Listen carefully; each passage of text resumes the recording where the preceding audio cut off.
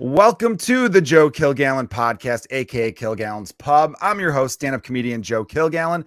And as always, I like to start off with a little gratitude. Big shout out to all of the Patreon subscribers, all of Twitter, TikTok, YouTube, wherever the hell you support me on. I am gratefully appreciative of you.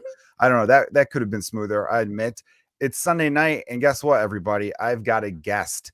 Second week in a row with a guest. You know, sometimes I rock it solo because I'm a lazy piece of shit and don't always book a guest on time. But I'm very excited to have this guest. Someone I've gotten to know through good friend Mike Bridenstine's podcast, Hunk. I got to do her Sirius XM radio show. I know you guys are going to love her. So without further ado, let's bring on the very funny Lisa Curry. What's up, Lisa? Hey, thanks for having me. And I'm glad it's Curry, right? Yeah. Oh, yeah. It's Curry. I know someone who is Curie. You know what? Fuck them. I agree. They have a speech impediment. Yeah. I'm such a psycho sometimes that I've met people where they were like, oh, my last name is such and such. And I'm like, actually, it looks like it's whatever. I will tell them they're mispronouncing their own name. And they're like, I'm pretty sure I'm not. And I'm like, no, you are. They're like, what the fuck is wrong with you? I'm like, where do you want me to start? I love when people are adamant about people being wrong about a name because it's just really hysterical to me. My dad used to do a thing. There was a basketball player, you probably know, but like for the listeners who aren't NBA fans, in the mid 90s to like early 2000s, the Utah Jazz had a player named Jeff Hornacek. I was hoping you would say Juwan Howard because I have a story about him. But hold that thought, because I would love a Juwan Howard story. He is from Chicago after all. Went to Michigan too. So I remember the Bulls were playing the Utah Jazz, and my dad was like, you know, that Hornacek is a sneaky good shooter. And I was like, oh, it's actually Hornacek. And my dad looked at me, he's like, it's Hornacek. I know a Polak last name when I see one. I mean, I got to side with your dad just for the fucking comment because I'm Polish and yeah. And he loved the Polish, but it feels like among I know a Polish name when I see him. But I always thought amongst white people, we could make fun of our ethnicities like you're Polish, I'm Irish. We can make fun of Italians. Yes, and I was going to say Italians. Stuff.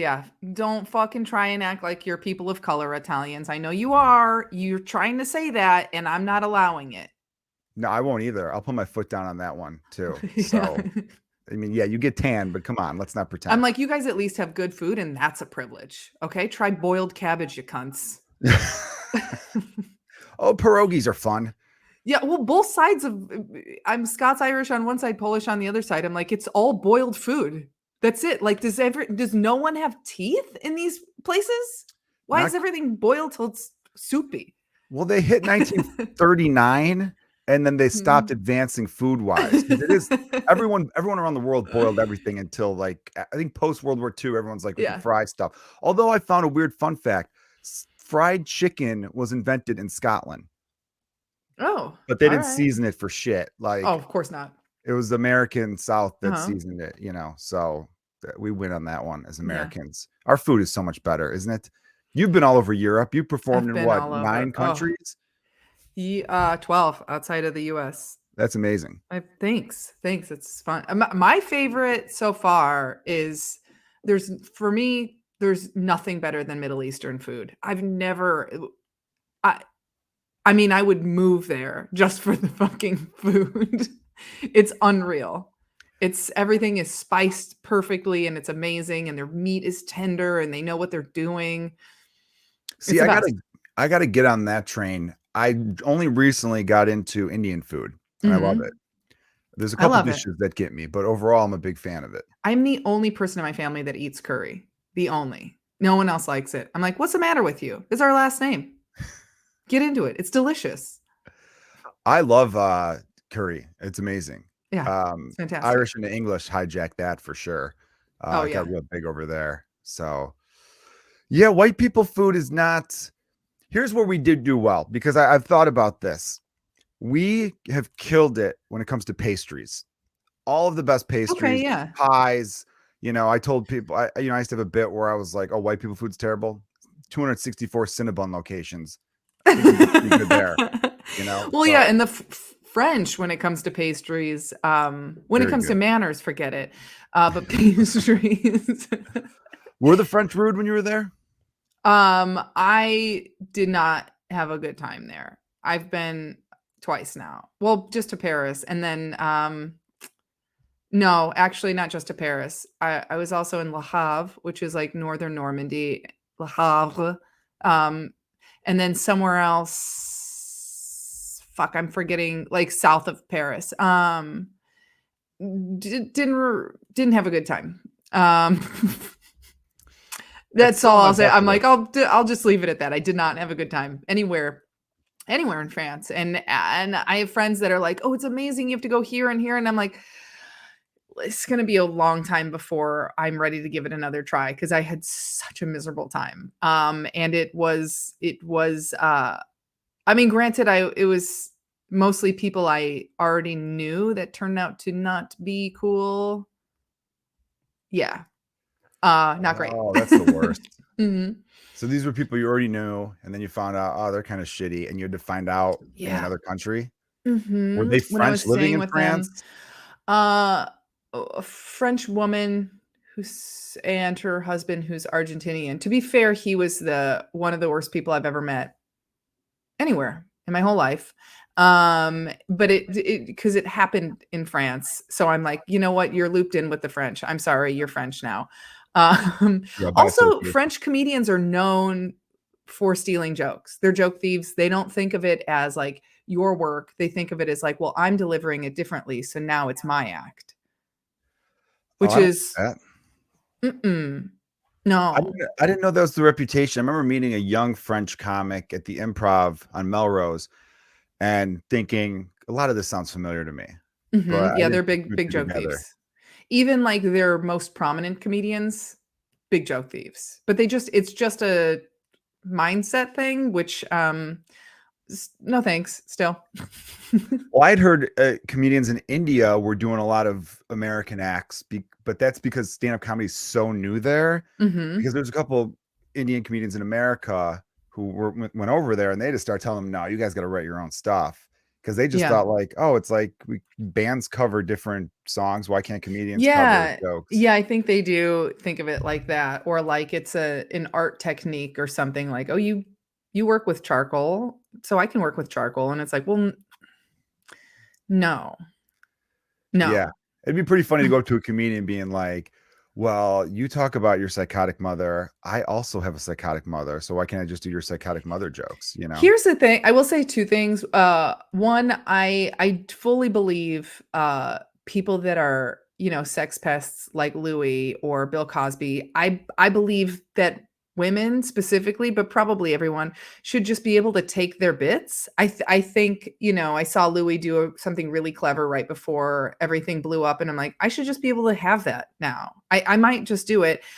And also, and I mean this with all sincerity, if you're a younger comic and you don't have a full hour and you need to do an hour somewhere, and you need to fill time, take anything from my album. All I ask is buy my album, please. It's you could buy it for $10 on Bandcamp, or you could buy it for $100 on Bandcamp. $10 and up, choose your price, and just take any of the bits. I'm not using them anymore. They're already playing on Sirius. It doesn't matter. I'm making money from them. You're not going to take money out of my pocket. I'm not going to do the bits anymore. If you like a chunk of it, have it. I don't care. I don't give a fuck. I like that. You said a couple cool things there, but I like the idea of being like, "Oh, no, they're not mine anymore. What am I going to do with that sweater? I don't wear it, you know?" I mean, that's really how I feel because I'm like, well, if you're a newer comic, first of all, I didn't do the club circuit here to build it up because I could never. I Before I got Jim Jeffrey show, I didn't have the credits to headline, and I was never able to go on the road and build up as a feature because you lose money or you like break even. And I'm like, I have bills to pay. I have to, like, I was, waiting tables, and I'm like, well, I can make $400 or $500 for the weekend doing brunch, or I can come home with $50 from feature weekends. And I'm like, well, I can't. That's not an option. I have rent to pay. And then after, so that's initially like how I started doing a lot of the UK and Europe because they don't give a fuck if you have credits. All they care about is like, are you solid? And then they put you up. So I built my stuff up over there primarily and on the road a little bit here, just like booking my own like little one-nighter things. But then after Jim Jeffrey show, I had the credit to be able to just jump right to headlining. So I'm like, all of that to say, clubs across the US haven't really seen they haven't seen my bits from my album. I mean, I recorded it in London. So it's like, I wouldn't advise doing it in London because hundreds of people have seen it. But maybe here. Yeah, sure. But back to the if I Mhm. could, the Louis C.K. Cosby thing Mhm. is very interesting to say. Can I ask you this? Mhm. And I don't give a fuck what your answer is, but it did strike me as funny. Not funny, but like kind of like, all right, I understand being like fuck Louis C.K. I totally understand that. What Mhm. I didn't like was when people were like, fuck Louis C.K. Oh, I never thought he was funny anyway. I'm like, That, as come much as on. I hope he gets hit by a train, like maybe a bullet train, no, maybe something slower. As much as I hope that for him, genuinely, I do think that that is lame of people. I'm like, you don't have to say I'm buying tickets to of course he's funny. Also, I think his last special at the fucking Comedy Store is dog shit. But it's like things before that were fantastic. And it's Yeah, like you can say, just be honest. You're not, what are you helping saying he was never funny? It doesn't help anyone. people want to act like I knew all along. You could say I That no makes me longer insane. find that material funny because Mhm. I know what I know now about who he Mhm. was. And I'm sure you knew about it. I've told like friends of mine who aren't comedians, I go, that was one of the worst kept secrets in comedy. Yeah. I found that out like my second year in Mhm. 2009 or 2008, where it was like, this guy does all Yeah. this creepy stuff. I had heard he had said to women, um, can I jerk off in front of you? Because I'm not allowed to cheat on my wife and this isn't cheating. So I don't know if that part's That's true, but wild. pretty wild. A Here's the thing weird that, runaround, yeah, you know? Like, he I think I'd respect ruined more if you would have a cheated lot on of her. women's lives. And I think that people think like, "Oh, he just jerked off in front of them." If you're if you are working at a restaurant and you're in the cooler and one of the kitchen guys comes in and shuts the door behind him and blocks it and jerks off in front of you, how bad do you want to go to work the next day? How bad do you want to stay there and close out the restaurant with him? Fuck anyone that's like, well, whatever, he just jerked off. It's like, we're at work. We're at work and it's weird and threatening and like he's in a power position and he is and also, first of all, he's still doing it. He just did it again a few months ago. Friend of Really? a friend. Holy And shit. here's the thing that people aren't taking into account. Most, most of the women that he has done this to will not come forward because what happens when women come forward is all of Louis' fucking incel fans will dox the women and come after them and threaten them. And it's like, who needs that? Who, Yeah. if that happened to me, first of all, there is a part of me because I'm a wild woman, Joe, and I am like internally very violent. I used to be like a psycho when I was growing up, and I'm like, there's a part of me I that I'm knew like, there was a reason I liked you right away when I did Driving Friends podcast with you. Joe, I I sensed have it. Us it's nutbags know each other, you know? yeah, we do. There's a part of me that's like, not to invite sexual assault, but there's a part of me that's like, I wish he would. Because I can guarantee you one thing, Joe. If Louis shut the door and I was in a room and he started jerking off in front of me, I would beat the living fuck out of him, and then he would have to call the police because I would have assaulted him. It's like there's no. I've punched men in the face before. It's not scary to me. I'm like, Probably I be know good I for your sound career. extra insane. No, I mean, it'd be good press when you think about it. It would be amazing. A friend of mine owns a club, and I'm like, here's the deal: book me, book Louis. We'll set up a camera. I'll beat the shit out of him on camera. I'll just attack him while he's on stage, easy peasy. And your club blows up. I blow up. I sell my TV shows. I sell all 6 shows I'm pitching. Um, Louis spends a day in the ER. We're all, it's win win win win win. And Yeah. then Louis will probably seem sympathetic after that. So truly, it's nothing. It would be good for him as well, is what I'm saying. And I'm going to say you're welcome in advance, Louis. He'll go on 60 Minutes, do a tell all.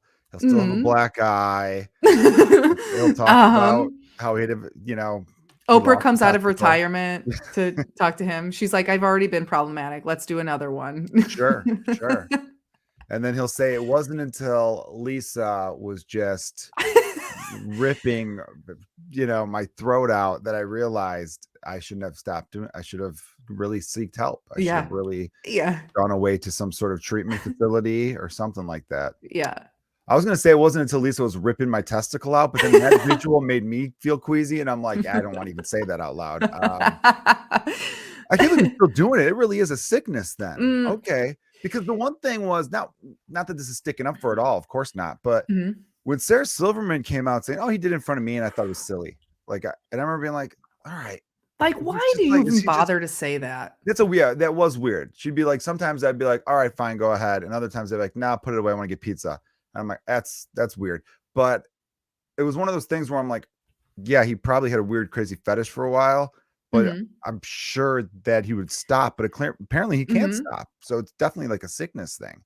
Yeah, I was really disappointed in her, like, extremely disappointed because this is somebody that's always, like, so preaching about being so sweet and gentle and kind, and it's like, your friend is terrorizing women, ruining their lives. There's a close friend of mine, 2 of her friends, 2 no longer do comedy because Oh of him, man, and it's not just also Sarah, who I otherwise really respect, I she probably listens to this pod, so I just wanna definitely. tell her directly. They It's both like, listen, by the way. Louis yeah, and it's like, Sarah Silverman, huge by the fans way, of if mine. one of my guy friends did that to me, I'd be like, "You idiot." Like, I wouldn't but it's like they're doing it to other women. He's doing it to other women, so maybe think about that. We don't really need you to speak up against other women that don't have any fucking power in the industry, first of all. Secondly, he not only did it, but then also went after he had his agent and manager then go after the women and threaten them and helped destroy these women's careers. So like preemptively to stop them from retaliating. And it's like you're fuck you. Fuck you for supporting that. It makes me so mad. I'm like, I can't believe anyone would excuse it because she knows that. She knows his team went after them. She doesn't if I know, she knows. You Yeah, know what I mean? They're friends. She that's knows true. those guys. That's true. Especially Anyway. since she knew firsthand he was doing that too, because he was Mhm. doing it in front of her, right? Mhm. I've had a friend or two get accused of not that, but some creepy stuff, not, blocking doors or Mhm. anything worse, but Mhm. not great looks either. And I had some friends being like, "How did you not know?" And I was like, "They don't act this way around us. There's That's certain the thing. creepy people are pretty good at concealing that as long as Mhm. they can." Which is why you see when there's a serial killer documentary, all the neighbors are shocked because Yeah. people are aware of how they're perceived sometimes. What and I don't mean to cut you off because I know you have another good Oh, point you're there, fine. but with Sarah, I understand that it's like she was a good friend of hers and all that stuff. Mhm. That's the thing, though. I really wish some of these people who, when a close friend of theirs gets nailed, I saw a couple people handle. Obviously, a lot of people didn't handle Delia's accusations well of his friends, but there's a Mhm. couple of his friends that when they made public statements, I was like, that was probably a good way to do it. Sarah probably should have said, "Yeah, this was fucked up and this was terrible, and he fucked with a lot of women's Or careers, even and my say heart like, goes out "Hey, to he them." did it to me and I didn't think anything of it because 'cause we're friends and like shit rolls off my back, but it's, I'm disgusted that he like ruined women's careers, ruined their lives." Like, I think that that's the thing that and this goes back to what we were talking before we were recording where I was like, the sad thing is like I'm so excited by work and I'm so fulfilled by work that when people are like, "How's your day?" I measure it by like how much work I got done Which you or think what is I a sad thing, but it's not a sad thing. If you're loving it, it's a great thing. but it's like if somebody jerked off in front of me, that's something I can like I don't know. I'm like, whatever, people are weird, everyone's horny. Like that wouldn't bother me much. I think please don't do that to me, guys, but that wouldn't bother me much. If somebody came for my career, I would ruin them. I think I would find out where they live and I would burn their house down. Because it's like I worked too fucking hard for you to take this away from me. I'll actually kill you. I'll kill you. Yeah. I don't care. I'd rather be in prison than go back to waiting tables. You know, Waiting tables can feel like a prison. it is But prison. It's hell. I remember the moment I rolled my last silverware, and I was like, Hmm. "This is gonna be great. I'm glad I'm never gonna Hmm. fucking do this again. I hope you and I Hmm. hope you." Uh, hopefully. uh, what would you do though if, say, a close friend of yours had accusations like the ones toward Louis and all that, and then they went to you going, "Hey, this is a good friend of yours. How do you think?" I mean, Hmm. I'm pretty kind of putting you on the spot with this question. And as a guy, I don't have the female version of this because you're a woman and you have to Yeah. say for your guy friend. I've yet to hear of a woman being creepy to that level. I'm sure there's a few out there, but I've never, you know what I mean? So I I'm wouldn't know how to starting answer this to. question. I want to start a new trend. You can be the first. Um, I don't. I don't know because I think that it depends on the accusations. It depends on the friend, and I'm not saying I don't think there's any scenario where I would be cool with it, but the level of my reaction would depend on, I guess, the circumstances and how close I am to that friend, and like I'm just getting to be friends with you. We're new friends. So if I heard that about you, I would just not fuck with you anymore. Sure. That'd be easy. Um, Yeah. but if it was a close guy friend of mine, I think I would call them and I'd be like, "What the fuck is your problem?" You Yeah. know? And I don't know. I think depending on the person that you uh, It's tough. victimized feels so strong, but it's like the road to redemption is different for all scenarios. It's not necessarily the same. Like if somebody wants to jerk off in front of me and then like Venmo me 2 grand, please, please, please, I'll give you my address, you know, like, like Yeah. money will fix it. But for some people, that's not it. I had a friend who was accused of listening to his roommates have sex, like be right up against the door. And that's pretty creepy. But I remember thinking to myself, I'm like, oh, there's a road to redemption there. Like there's like Hmm. something where it's like, dude, you need to apologize, you need to own up to it, all that kind of shit. Like if I Yeah. had a friend who's a like be a rapist, I'd be like, Hmm. yeah, I'm done with you and you should be in jail, buddy. Like that's just how that works, Yeah. right? So there are definitely ways I feel like you hold your friends Hmm. accountable, tell them to own up to it, tell them to seek help because clearly you need it if you're Hmm. doing some of this crazy shit that we hear about. While still being like, hey, look, we've been friends for a long time. I care about you, but what you've done, you need to Hmm. make right because that's Hmm. it's fucking despicable, right? I feel like there's Hmm. ways to do that, and I feel like it's sad that it's not sad actually. It's a good thing because this stuff had been going on for since the dawn of time, but we're living in an Hmm. age. As much as I hate a lot of the digital age with social media, this Yeah. is a nice thing where it's like, yeah, let's hold some people accountable for their shitty behavior. Yeah. A- Absolutely. And I don't, yeah. I mean, that being said, I don't know if it's necessary for everyone. Like, I don't think everyone needs to weigh in on everything. There is a Good weird point thing too. where people are like, Louis hasn't released an apology. And it's like, yeah, the thing he said wasn't an apology, but I'm also like, we're not the ones owed the apology. Yeah, That's great between point. him and the women. And also, he hasn't apologized or redeemed himself in any way. But I'm like, that's not. I I don't. can't I remember don't what know was his that. thing. What was his statement? I can't remember. It was like what I don't. 5 years It ago was now. horseshit. I don't remember what it Well, it was was, like but I it was a remember like, non-apology apology, one of those type of yeah, things. yeah, yeah. It Yeah. was kind of like an "I'm sorry if you feel that way."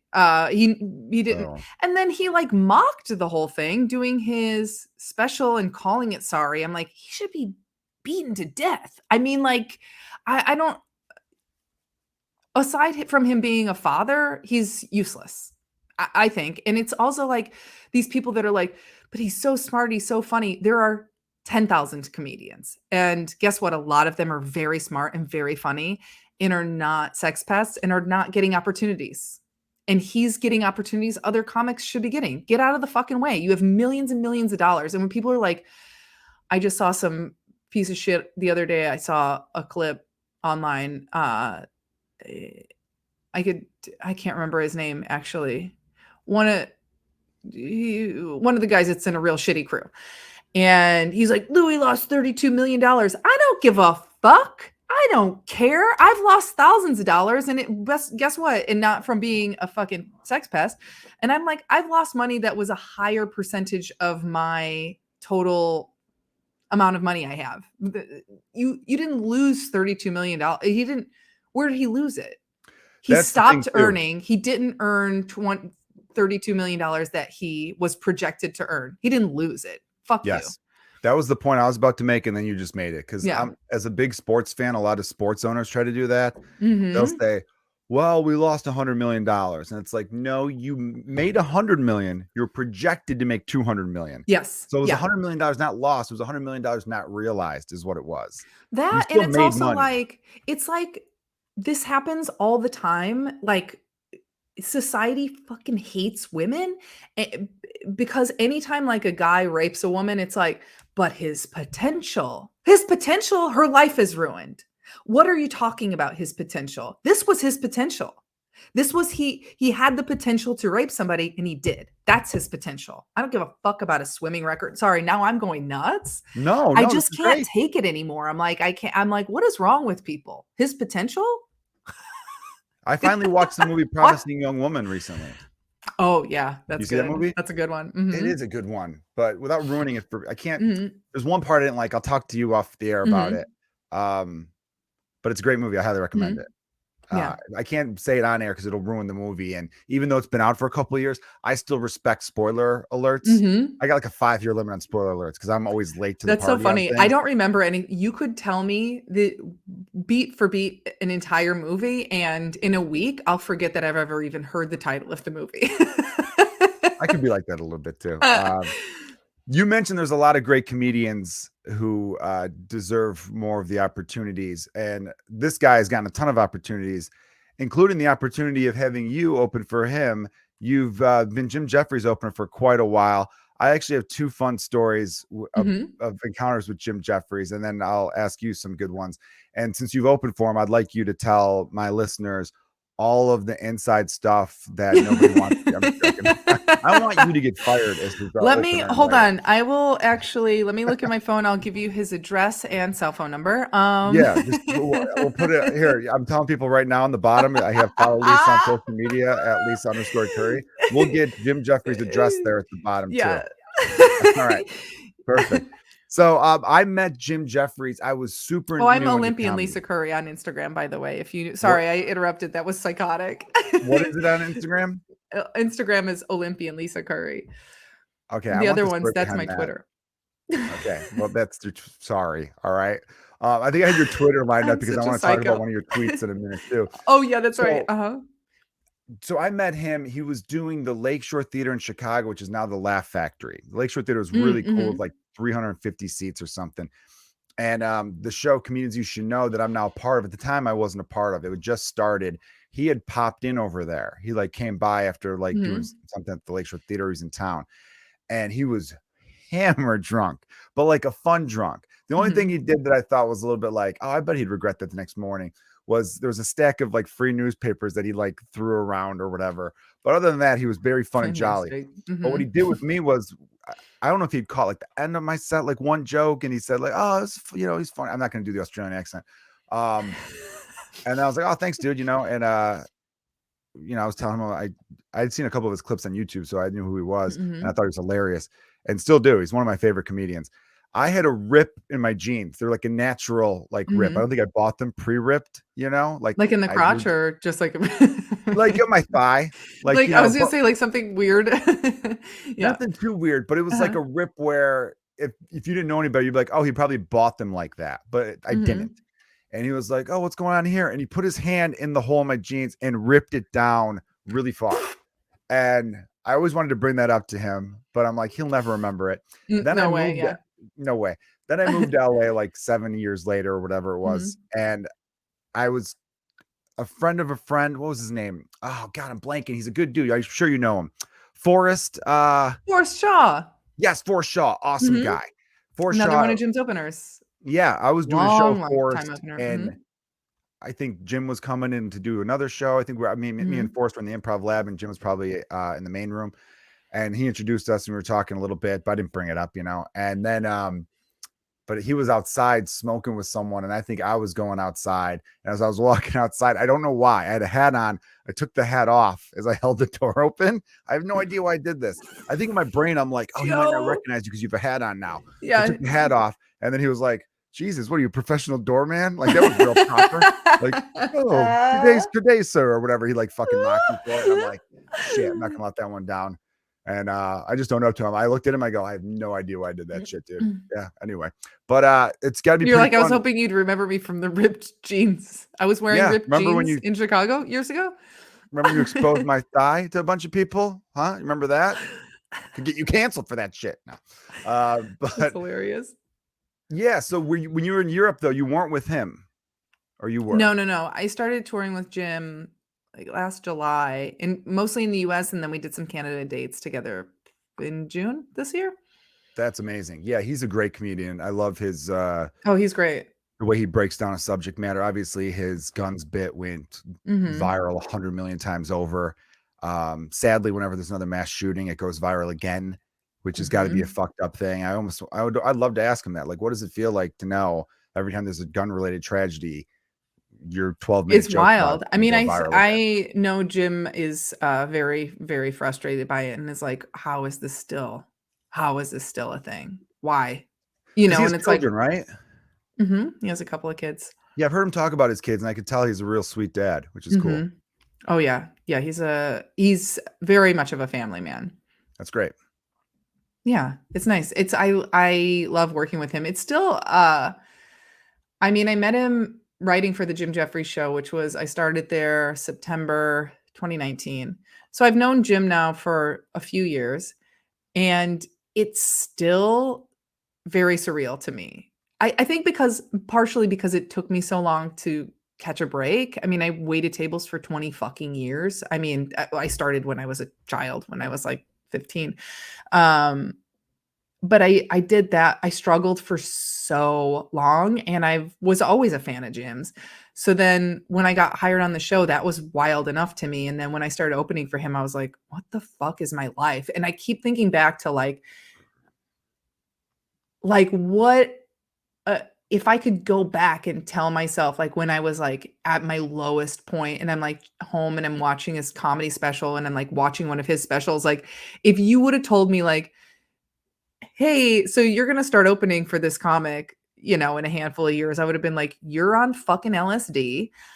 I've died. I'm on the other side of things." Like, there's no way. It's really cool. And, I'm really grateful, and I know that sounds so corny, but, It doesn't. No, I used to think like it sounds corny too, but now I don't know. I'm getting a little bit wiser in my years, hopefully. Mhm. And I like hearing people think to themselves, yeah, this is crazy. This is cool. This 'Cause is someone I was yeah. a fan of, and now I get to open for them, and they're awesome on top of that, and you're grateful. Yeah, fuck it. Tell the world. I think that's amazing. It's also I can't fuck with this idea that, like, everything's like, "Yeah, it's whatever." If it's whatever, then fucking stop doing it. If you're not excited by like, working in entertainment is crazy, crazy. Because you can I'll make the same amount in a weekend when I'm booked. Please book me. I'll make the same in a weekend as, like, my dad would building fucking skyscrapers when I was a kid and, like, working in steel mills. And I'm like, it isn't so insane to me that I will work for 2 to 3 hours standing on stage, making people laugh. I'm in no danger. Well, actually, like, Yeah. my job isn't inherently dangerous. I'm being flown out, I'm being fed, I'm being put up in a hotel, and I'm like, this whole thing is such a privilege. And Yeah, it really is. it's like if you're doing this shit and you're like, "Yeah, it's whatever," go away. We don't need you, actually. We'll let people who are excited by this do it. Fuck off. Go work in I an learned office, you know? learn to play bass. You know what I mean? Yeah, that's Anything. get the fuck out of Anything. the way.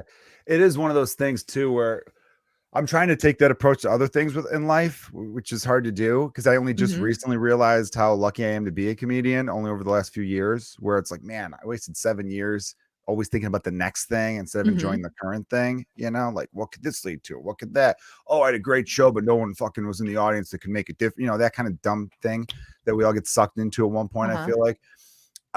I was walking my dog like 2 days ago, and I don't know why, but I was in an angry mood. And then I thought to myself, I'm like, if I can enjoy walking my dog, like I shouldn't be like in a bad Mhm. mood walking a dog that I love to death and would be devastated, when that Yeah. day comes. Like I should be enjoying this. And it was just Mhm.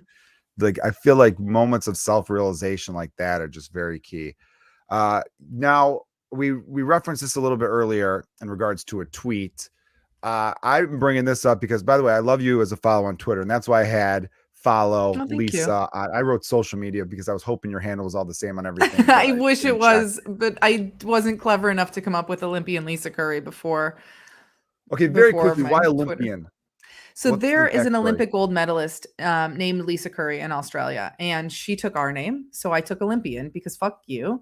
Also, because I'm like, Lisa Curry is an absurdly common name. I mean, my name may as well be Bill Smith. And I can't get my name on any social media ever anywhere. It's so I've tried to make it Olympian Lisa Curry places because I'm like, it's funny to me, it's memorable, and it's something that isn't already taken. Please don't fuck with me and take it, anyone.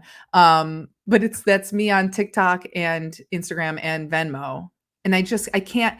I actually tried to switch my Twitter, but it's one character too long, and I'm like, Uh, well, I can't have it Olympia Lisa Curry one place and then Olympian somewhere else because yeah, that's more confusing than just having a different Twitter.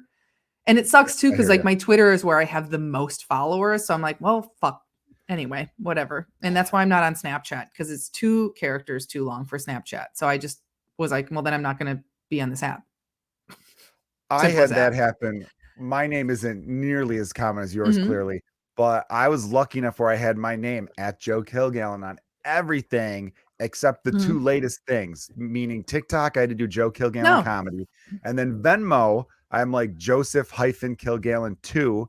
And no. there's another person where this dude, I think he's in County Sligo, Ireland, where he changed his to Joe Kilgallon, not the comedian, because people kept sending him money and he was cool enough to so literally if you go to next time you go to Venmo, type in my name and you'll see like the list of options, and Joe Kilgallon, Oh not the my God. comedian, is one of them, which I find If fucking somebody hilarious. wants to I want send to me buy that shit at money, Guinness. yeah, if somebody wants to send me money, please do. I didn't. Oh, because people were sending you money for like comedy stuff, like your friends or Yeah, whatever. people were paying me Okay. for shows, and then he was like, "Why am I getting paid?" Like a lot of like shows in Chicago, I don't know, just I'll use ours for an example. Comedians You Should Know, although we pay people cash because we're old school. Hmm. So it'd be like Comedians You Should Know sent you money. So he was getting notifications where it's like laugh something or other sent me 80 How bucks. did And he he's figure like, out it was you? he probably tried to get his own name because we have the same name on other things and I beat him Uh to huh. it. Or when he Googles his own name, I'm kicking his ass. You know what I mean? I've got way Uh more. huh. Have you ever Googled yourself and see what the other searches related to your name comes up with? It's just the other Lisa Curry. I mean, I'm curious if somebody else Googles me because I'm like, well, my computer, it's going to show me at the top. But then the other Lisa Curry, the Olympic gold medalist, I mean, she has 15 medals. I don't know. I Oh can't yeah, remember that's how many tough of to them beat. are gold. Like, she's a personal trainer now. She started winning her medals like in the 80s. I'm like, she's way ahead of me. Way ahead of me. She has a memoir, although it's funny, like some of my friends, sometimes there's been articles about her and my friends will tag me in it because they think it's me. And I'm like, she's 60 years old, guys. It's not me. Yeah. And she uh also has like piercing blue eyes. I'm like, you could see from 10 miles away I don't have blue eyes. yeah, that's true. But yeah, it sucks when there's someone who's got you beat like that. So Mm-hmm. Tom Takar, awesome Mm-hmm. comedian, everyone, look him Mm-hmm. up. I actually saw him a few weeks ago in New York. He was originally going by Thomas Brady. Yeah, because that was his name. That's his name, right? And Mm-hmm. so I remember even when I first met him after a few weeks being like, dude, you got it. And there's another comedian, Stephen Castillo, who used to be Stephen King. His real name is Stephen King. Oh And boy. he went by Stephen King for a while. I remember just saying, like, it sucks because no matter what you do, you're never going to overcome Tom Brady and the author Stephen King. So both of them had to There's change no their way. names. There's no So, fucking way. Your name may as well be Prince. yeah, you're just fucked What are at you that gonna do? regard. But I did Google myself recently, and I find it kind of funny because when you type in my name, it shows up Joe Kilgallon bio. Like, Mhm. they show you the other Google searches. Joe Mhm. Kilgallon comedian makes sense. Then the third one is Joe Kilgallon wife, which is like a bunch of pervs out there trying to find what my wife looks like, I Mhm. think. That's Louis' search. He's on it so much that he And then Joe Kilgallon height, which I find hilarious. Like, why are people looking at That's my really height? funny. That is really 6'1", if you funny. guys are wondering. Okay. I don't know why. It's not like it's a secret. It's a That's strange really thing. funny. Yeah, maybe people see videos of mine on YouTube. I'm actually doing pretty decent on TikTok and YouTube. So maybe Mhm. people are seeing it and then they're thinking, okay, let's see how Yeah, tall because he I is. think I don't people know. wanna Why would you picture care? you as a 3D person, you know? Yeah, I just never understood why would anyone care about a comedian's height though. I could see, like, I have jokes where I talk about being married with kids, so I could see people being like, oh, maybe I'll look up his wife. Mhm. So anyway, I do yeah. that a lot. I'll look up so and so wife or girlfriend or whatever or husband because I want to be able to picture the if you're talking about the person, I want to be able to picture them, because it's a better listening experience Oh, I for get that. me, Yeah, that makes you sense. know? That totally makes sense. So Lisa, everyone had a tweet that said, asked a couple of guy friends why men are so weird to me and only say they love me months after we break up. I want to address that part. But the second part is really what hit home to me.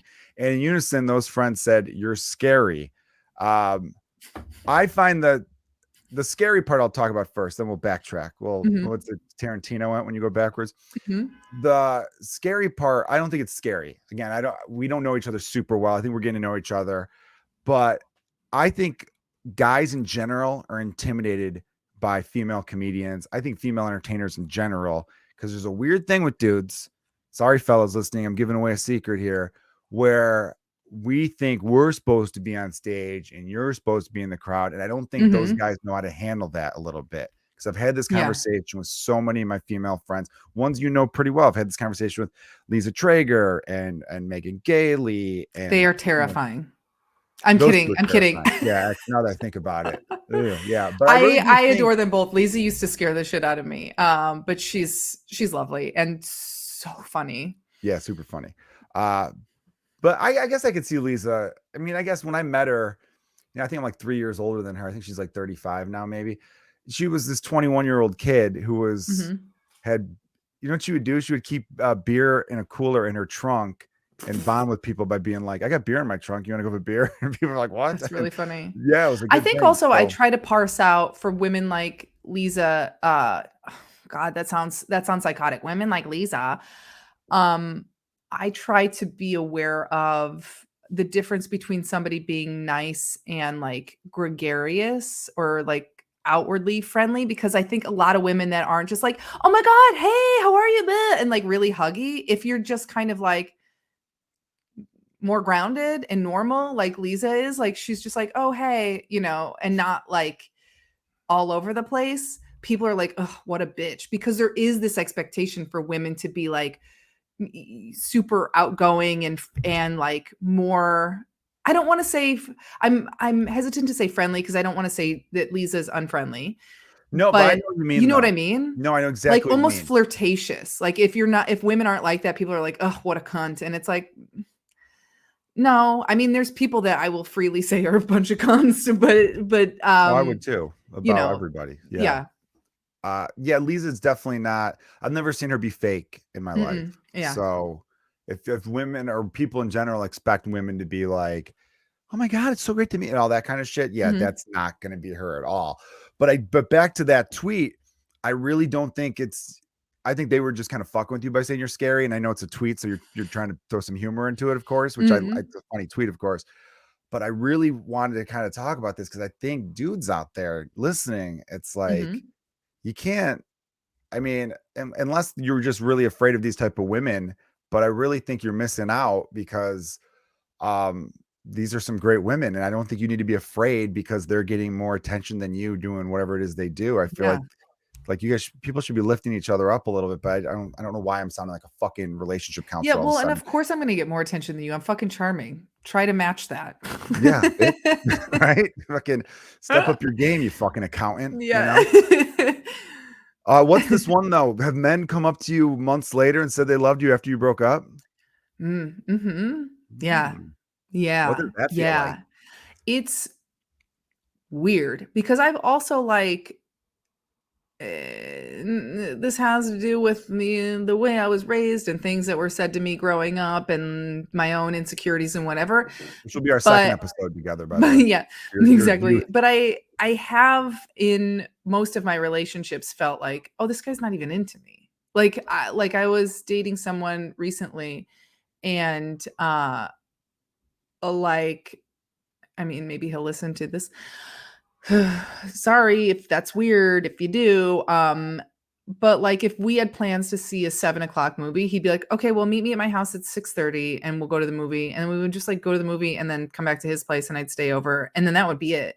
And I would see him every like 7 to 10 days. And I had said at one point, I was like, hey, I'd like to see you more often. And he goes, well, you're already going to see me this weekend. And I'm like, okay, never mind. And he would just never make time to see me for more than like 10 minutes. And like he seemed into me like in ways, but I was like, oh, this is all or like we would have dinner at his house and he would not, it would be like dead silence. And I would try to engage him in conversation and I'd be like, oh, how was your day? Good. Or like we were talking about travel one time and he was like talking about having been to Germany. And I was like, oh, where in Germany were you? And he's like, Berlin, period. And I'm like, okay, what were you doing over there? And it's like this, and it was just like never asked me any question about myself. And I'm like, oh, this guy's not into me at all. He And must be really so good looking for you to put up with all that blandness. he's cute. Yeah, I gotta imagine he was really good looking because I this mean, sounds sex was boring as hell. fun. Yeah, there you go. But then I broke up with him, and then 4 months later, he's texting me, "I love you," and I'm like, "What? What the It's a jump. fuck?" Yeah. We hung out a total of 20 times, maybe. I'm like, this doesn't even make any fucking sense, and it's. I mean, that's the most recent example, but there's been a lot of that, like where I had an ex from a couple of years ago that I was in love with, am still, unfortunately. And like when we were together, I've got the vibe that towards the end, I was like, oh, he's not into me. Because he never wanted to have sex. And I was like, okay, well, I guess this guy's like not even attracted to me. So whatever. And then he came back to me like a year ago and was like, I'm still in love with you. And I'm like, well, what the fuck? Yeah. Are you sure? It's super weird where I'm like, but this is a constant in my life to the point where I'm like, I don't, it's always like way after where I'm like, well, we're not, well, now what? Now what? It almost feels like a waste of time to go through it all again. I'm almost wondering if you're like unintentionally attracted to these real introverted guys who don't know how to tell I you how they guess. feel, and they're kind of like, oh, I don't want to fuck this up, so I don't Mhm. want to say anything stupid around her because she's really funny and smart and all this kind of Mhm. stuff, and and I'm not. Maybe they got like internal shit, like I'm not good enough for her. I can't believe I'm out with her and all that kind of stuff. Mhm. And then a few months go by and they're just still obsessed with you, and then they finally are like, I just got to fucking text her, but I it's guess so. that's a weird approach because I can't figure out the fact that it's happened multiple times to you. Multiple. And both guys, you said the one dude 5 wasn't times? showing Yeah. you a lot of attention. Uh-huh. The other dude would barely talk to you. Mhm. It makes me think that these were just like real introverted dudes who probably It's thought they weren't good enough for you so originally. weird, and, like, the 2 guys that I can think of offhand that I date and this sounds like I've dated a lot, and I was in completely single for 11 years, and I went on, like, a couple of dates, but there was a couple guys that during it, I felt like they were really into me, like, physically, we talked a lot, we joked around a lot, like, they communicated with me a ton, and then at the end of it, they were like when I was like, "Hey, so" this is the only 2 times in my life too, by the way, that I've ever had the nerve to be like, "Hey, so what is this?" Both times they were like, "Oh god, this is just sex for me." Like, I don't know. I'm just really affectionate. Sorry, I gave you the wrong impression. I'm like, we spent holidays together. What? So I'm like, do I not know how, like, I talk in front of crowds for a living. I You feel know how like to I read a know how to room. read people. Yeah. But I'm like, what is this? Yeah, it's very confusing. I don't know, but I do know I wouldn't think that it's so much you being scary as it is these guys just not knowing how to deal with someone who's has a spotlight on them. I feel like I there's just some guys guess. that are just like intimidated by that. I That's what guess, I've yeah. gathered because it's happened to I'll way take too that. many female comedian friends of mine. So many of them. I just picked up on the trend because you're just hanging out, just hearing the complaints from so many different my friends. And I'm like, oh, it's not any of you. It can't be any Mhm. of you if you're all saying the same shit Yeah. over a good amount of years. Yeah, it's definitely it's I wouldn't worry about the scary part. But it did make me laugh how it was a very funny tweet. Oh, And it should thanks. have been Well, then I got 51 DMs hearts where and I got it like right after you tweeted it. So that thing did well. yeah, I got DMs after that where a couple of guys were like, "Oh yeah, no, you are kind of scary." And one guy was like, "Oh no, yeah, one of my friends has a big crush on you, and he's been asking me about you, and he said he's too scared to talk to you." And I'm like, "What?" I talk to anyone who will talk to me. Anyone who starts a conversation to the point where sometimes I'm like, I have to cut myself off because otherwise I will give this person all of my time just because they keep engaging. And I'm like, I don't understand. Yeah, we're comedians. We're all attention whores, Yeah, right? yeah. Yeah, I'm like, "I will talk to you, I'll send you a postcard, I'll babysit your kids, just give me attention." All right, before we do our final segment, I love talking to you, Lisa. I definitely want to have you back on because I know you've got a really cool family life, like from growing up and It's stuff like wild. that. So I want Mhm. to save that for the next one, and then we'll also catch up on your dating life. um, we'll see if you've had any more men come out of the woodworks being like, "I still fucking love you, babe. It's my fault. I was a different man back then."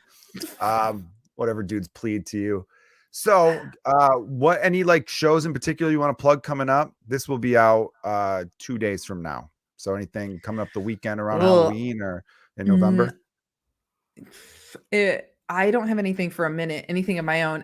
November 18th and 19th, I believe, whatever that Friday, Saturday is, I'm in Vegas with Jim. We're at the Mirage. Not that I need to plug his shows, but if you are in Boston, I am at Off Cabot the first weekend in December, and it's a new club, and this is my first time there, and I would like to make a good impression. I would very much like to make a good impression, and if you're in Fort Collins or Denver, I'll be there the weekend of what is it, December 18th or whatever, that weekend, the weekend before Christmas weekend.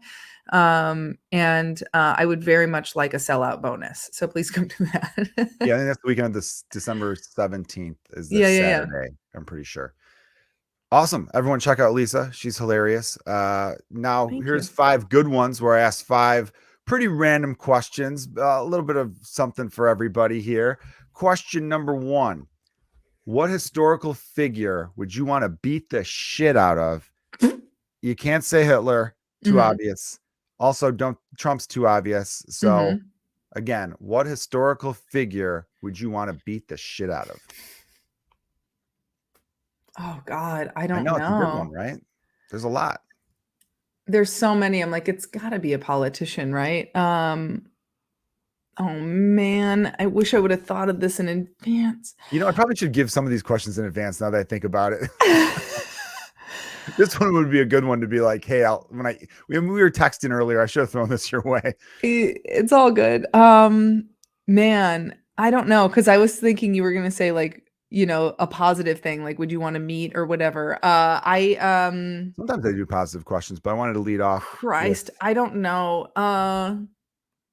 You know, let's skip it and go. We could go somebody back to it. that's yeah, okay, okay. Can we go Mhm. back to it? Yeah, Is let's that go better back to for it. you? Mhm. Because number 2 will probably be an easier one, maybe. Um, what is the weirdest place you've ever done it? And by done it, I mean done it. Oh, the weirdest place? Yeah. I always have a I don't random know. sex question thrown into the mix. Um, I I mean, once on a balcony, there's for sure people walking around, outside, and that was fun. And That was a do they rush. stop and cheer you on? Do they go? No, no, there was like a couple walking and a couple of like people walking their dog. It was like later. It was at like dusk.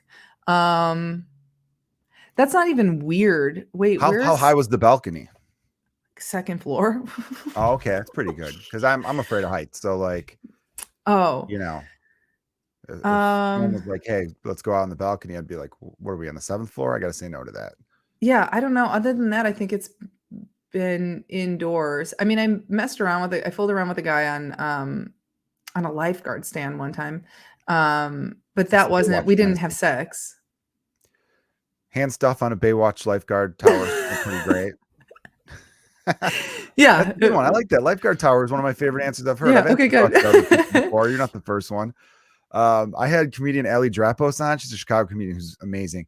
She had a really funny answer to her question was, what was your weirdest sexual encounter? And she talked about hooking up with a guy who kept going, uh-huh, uh-huh, like during it, Oh, like almost like he was no. reading a report where he's like, uh-huh, uh-huh, like you're No. just reading like down like a line item list or something.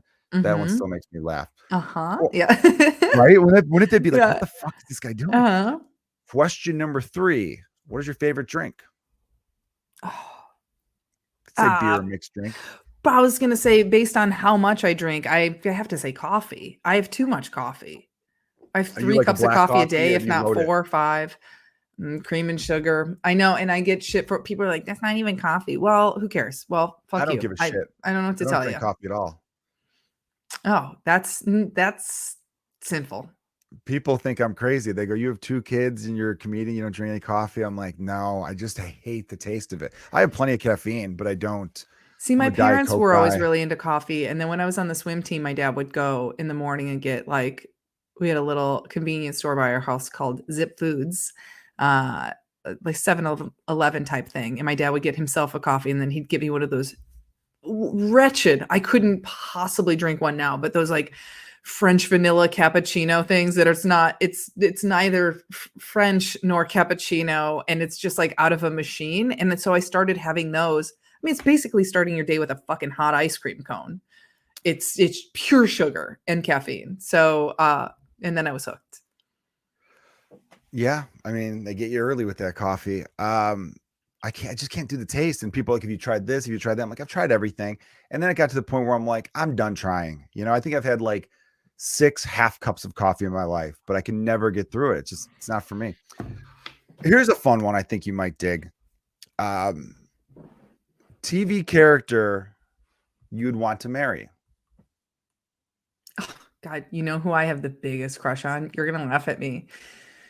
Listen, if somebody out there is listening, and if somebody out there is listening, if someone out there listening knows him, uh, knows Nicholas Braun, I need you to set us up. Nicholas Braun is cousin Greg from Succession. I have a massive crush on him. Like I can't. It's hard for me to watch the show. I'm like, he's too hot. He's too hot. He's tall. He's got dark hair. He's got a big nose. All the things I like. What do you like about a big nose? I don't know. I don't know. I just kind of noticed I do because I'm like, oh, I like he's on that like I say the spectrum. It's him, Adrian Brody, also hot as fuck, and Adam whatever, the guy from Girls. I know that that's not a good Marriage Story. Adam Driver. Adam Driver. The 3 of them are kind of like in this sphere where they're all like tall, skinny, big nose, dark hair. Ugh, I can't get enough. Okay. All right. Yeah, you definitely have a type. I'm like, I don't even, and that's, I've never in my life dated a man that looks like that. Never.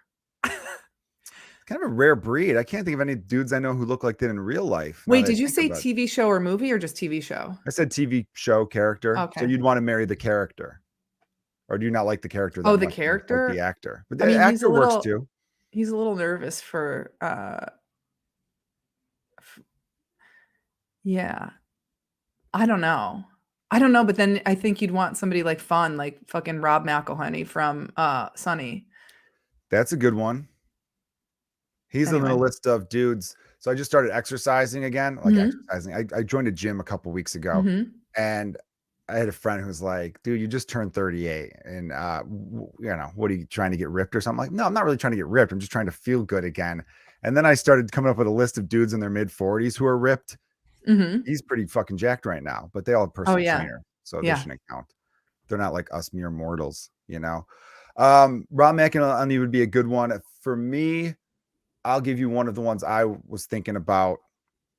I like kind of like fun, sassy, like Mhm. TV characters. You know what I mean? Like Yeah. who give like shit. I was a big fan of CJ Craig on The West Wing, who was played by Oh, Allison Janney. yeah. I love Allison Janney. Yeah, I always have a crush on Allison Janney in general, but I always liked her character on that show a lot. Um, and then who else was I liked the mom and Malcolm in the Middle a little bit. I liked her. Um, who else? There's a few other ones, but as far as like, it has to be like Mary, because obviously Bang, Mhm. there's it's television and movies. There's a Oh, million yeah. people you'd all Well, want to if have we sex with. if we include movies, I think the hottest any man has ever been ever is Billy Crudup. Crudup? How do you say his fucking last name? In Almost Famous? My God. I would murder somebody. He is pretty great in that movie. Yeah, as a dude, he's a dude you want to be in that Uh-huh. movie. He's like that guy's cool as fuck. Like he's Yeah. the talented one. He's also Uh-huh. very chill. Like, but he's got like I don't know. He had that rock star quality. Mhm. Oh, yeah. You know Oh, that yeah. movie's That amazing. whole that, like Fucking love that that movie. kinda, like, long hair, mustache, '70s dude, way into it. Which feels unfortunate. Kate Hudson looks great in that too. All the Oh, women were she's so dressed up real beautiful. nice Yeah. in that. Yeah. Yeah, I was into Anna Paquin in that. I remember Oh, because yeah. pretty she's pretty new. I hope to Mhm. God that she was at least 20 in that, right? But I was like 20 when it came out, so I shouldn't feel weird. That was the thing I was talking about with a friend of mine once. He's like, dude, you realize all of us talking about Kelly Kapowski being hot from Saved by the Bell? Mhm. She was 16 in that. Doesn't that make us creeps? And I'm like, dude, I was 8 though while she was 16. So it's not like I'm viewing it Yeah. as a fucking 38-year-old now, as you know what I mean? Now I look at it like, but like it's a different lens. So all the guys in my generation who are like in their early to 30s to early 40s who were into like Mhm. Topanga and Kelly Kapowski. I'm gonna let all us dudes know it's different because we were younger than the people we were into. If you just Yeah, and you discovered just that hold on show, to that crush. yeah, Yeah, you it's like I me mean, being in love with Macaulay Culkin when I was a kid. It's like yeah. yeah, totally. It's You not know like, who I oh, saw, by the way? Sorry, this is a side note, no, but, for sure. who I saw at Raya yesterday. Fucking Andrew Keegan. Really? Yeah, and I was like, well, obviously, like, I was like, "Oh, this dude's hot," and 10 I things I hate just, about like, you and all that swiped, stuff. and then as I hit, like, "Yeah, I like this dude," I was like, "Hold on a second, he looks familiar." Because I was already like, "Oh, this guy's fucking hot," and then I go back and I was like, "Get out of here." And it's funny because I was never like I mean, when I was growing up, I wasn't, like, into the heartthrob guys. I was like, You didn't subscribe to Tiger Beat?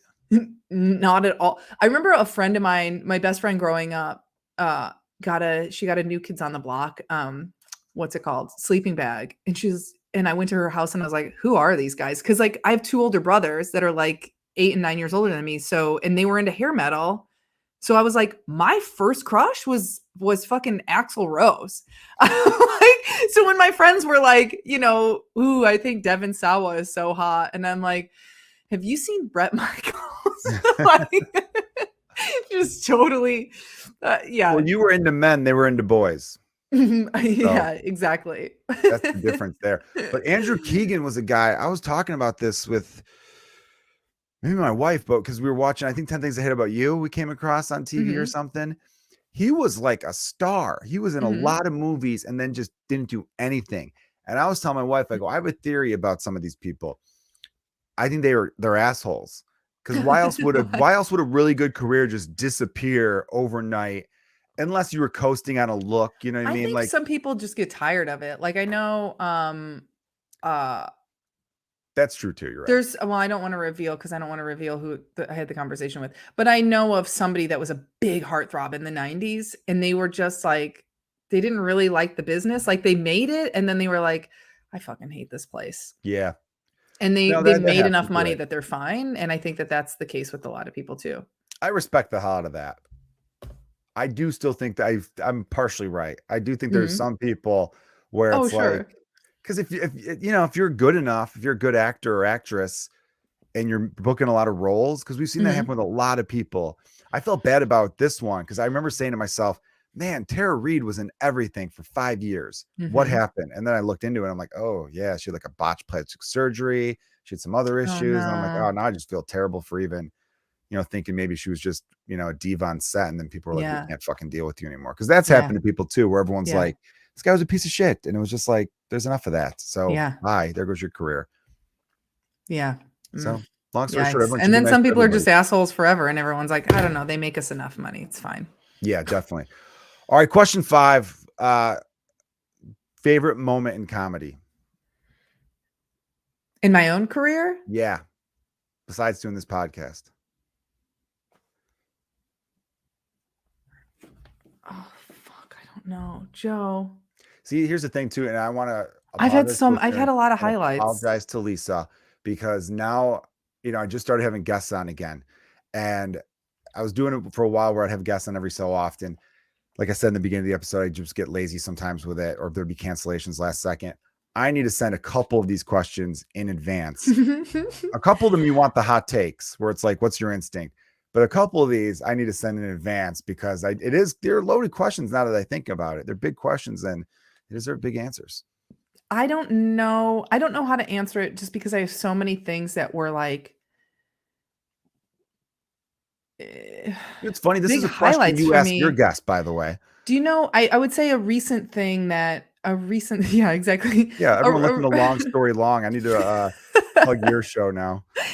a recent thing that I was like, "I can't believe I'm here right now," uh, was and this didn't come through, it didn't work out, but, SNL reached out to me and asked me to submit a packet for Weekend Update, and it's one of those jobs that, like, writing for Weekend Update specifically is so fucking hard to get, and, I don't know anyone at the show, and when I had representation, they were like, "Yeah, we don't even know how to get you that packet," and it's so hard to get that I didn't even bother ever fantasizing about that because I'm like, "Well, oh, really? I'm gonna put all my hopes and dreams into, like, the hardest fucking thing?" And obviously I didn't get staffed. This season is going on, but to have somebody from the show where I don't know fucking anyone, to have them reach out to me and say, "Hey, we'd like to see a packet from you," is wild. Eh, I can't believe it. That's got to feel amazing because it's like Oh, you're yeah. doing things right.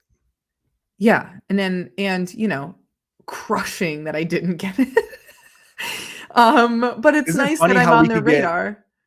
Yeah, that's incredible. I would be Yeah. walking on air from that. Mhm. And I don't even watch SNL, but it is funny how as comedians, as entertainers or whatever, we could get mad about something that we didn't even know we wanted or didn't Mhm. even think Oh. about. It was Mhm. like so if say next year SNL was like, "Oh yeah, we're into you." I would be like, "Oh my god." But then all my friends would be like, "You fucking don't watch the show. Why do you give a shit?" And I'm like, "I don't know. Everyone wants to be asked to the ball, right?" Like it's one of those things. That's the thing, and I am somebody that talks about this shit a lot too because I'm like, I've been very, very close to a lot of my dream jobs and then haven't gotten them, and I'm like, I still did good enough work to get very close to them. And so, you know what? I'm gonna talk about it. And not like in a bragging, not like in a, yeah, I did this and you didn't, but like I'm fucking proud of myself. Saturday Night Live reached out to me to ask me to submit writing. And who cares that they didn't hire me? They didn't reach out to fucking most people I know, And I'm like, not, and that's not a dig against most people I know, but I'm like, I still get to count that as a win, It you definitely know? is the win. I mean, Mhm. like, yeah, you said you're almost got your dream job several times. To even be in the conversation for these things, to even get into meetings is Mhm. that's the victory. And then you just keep trying to build from there, I think. Yeah, I think so. Definitely. All right, tell everyone. Thank you for Oh, being I on the was going to podcast, say I by the way. thought about my first question. Oh, fuck yeah, that's crazy. I totally forgot about the first question.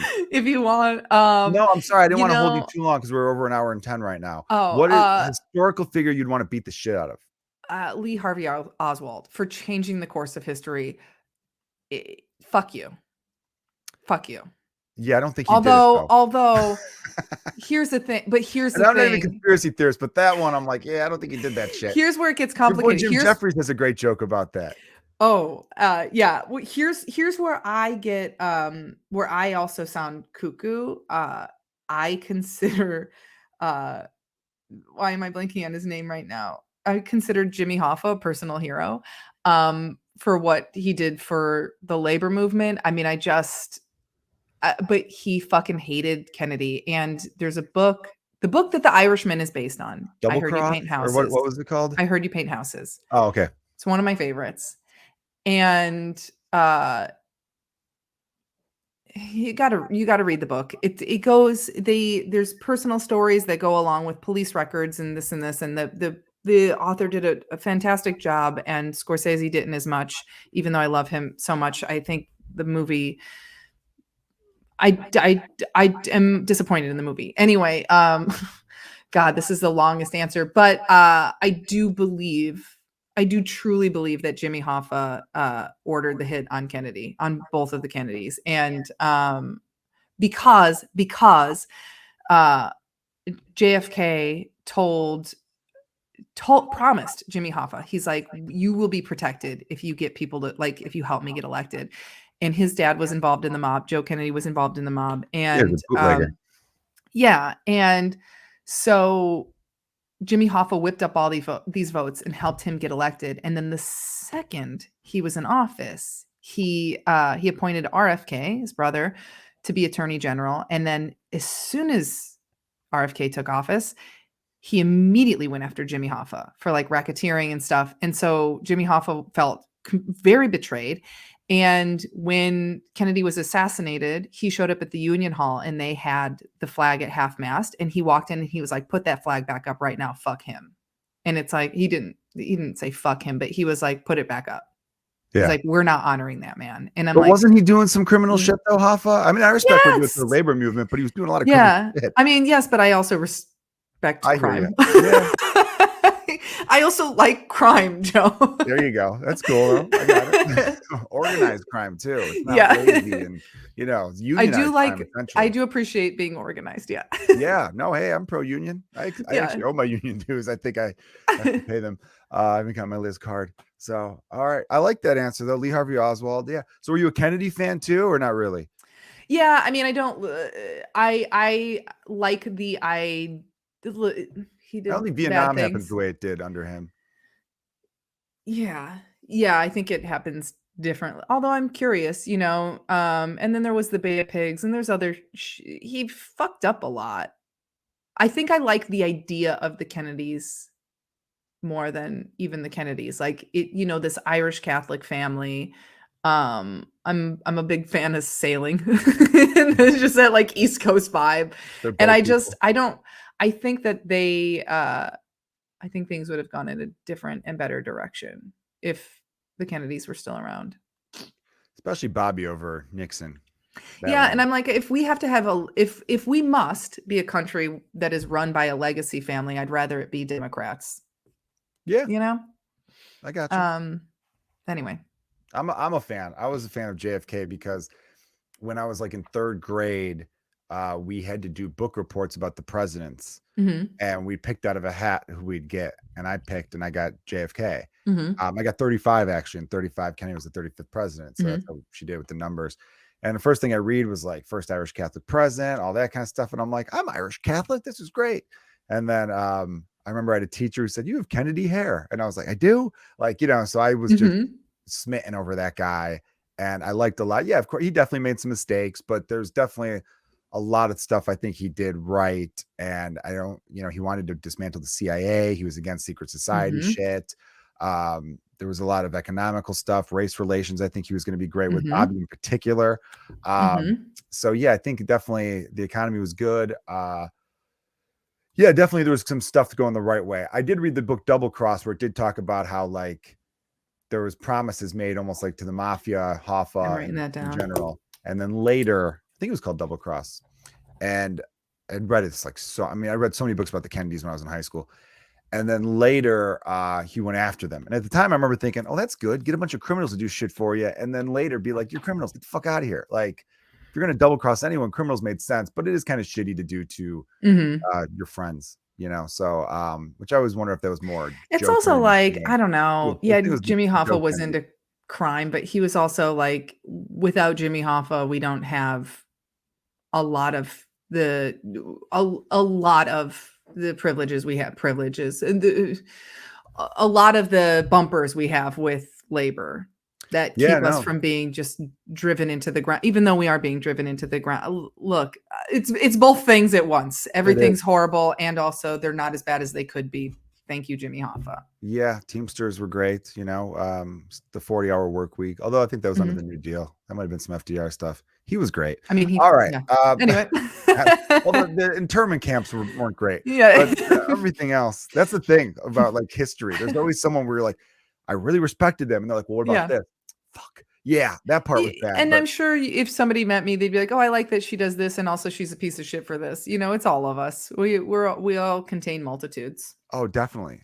As a matter of fact, I don't like people who don't have at least one quality that people find irritating or that Yeah. people are like, that sucks, you Mhm. know? All right. Tell everyone about your Sirius. It sounds like it's a serious, but Sirius Mhm. XM radio show that you do, and then you'll because I know you got a dinner to go to, right? Oh, yeah, yeah, yeah. I have a weekly show on Sirius XM called Long Story Long. It's on their She's So Funny channel 771, and it airs at noon and 8 p.m. Eastern every Thursday. And then that each week's episode is then on demand for a week until the next episode comes along.